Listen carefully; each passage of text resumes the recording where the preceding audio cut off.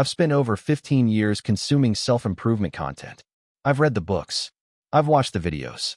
I've filled my mind with advice about habits, discipline, productivity, and success. And for most of those 15 years, none of it worked. Not because the advice was bad. Most of it was good. Some of it was brilliant. The problem was something deeper. The advice was written from someone else's life. It was spoken from their level, not mine. It assumed their circumstances, their background, their resources, their personality. And none of those assumptions match my reality.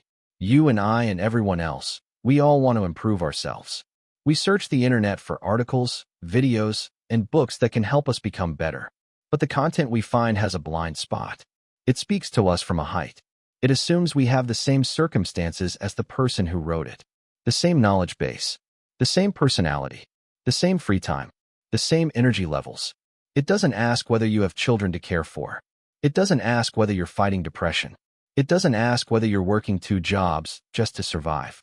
It just gives you the advice and expects you to follow it. And when you can't follow it, when the advice that worked perfectly for someone else fails miserably in your life, you blame yourself. You think you're the problem. You think you're not disciplined enough, not motivated enough, not good enough. But the truth is, the advice was never designed for you. It was designed for a generic, average person who doesn't exist. Here's what I've learned. Before you apply any advice, you must first translate it into your own life. You must ask yourself, how can I adapt this principle to fit my specific circumstances, my current knowledge, my personality, and my goals? This translation step is the difference between advice that transforms you and advice that frustrates you. Without it, you're trying to wear clothes that were tailored for someone else's body. Let me give you a concrete example. One of the most common pieces of self-improvement advice is this: set clear goals and write them down. Use a task list to define the steps needed to achieve those goals. Sounds reasonable, but here's what happens when you try to apply it without translation. Maybe you hate writing things down. Maybe the thought of sitting with a journal fills you with resistance. The advice assumes you're someone who enjoys writing and planning, but you're not. So the advice fails. Now here's what the translation step looks like. You ask yourself, do I actually enjoy writing goals? If not, why not? What is the root cause of my resistance? Maybe writing goals feels overwhelming because you don't know which goal to prioritize. Maybe writing goals makes you anxious because you've failed at so many goals before.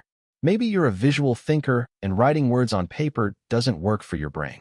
Once you understand the root cause, you can adapt the advice. If writing feels overwhelming, start with 1 goal instead of 10.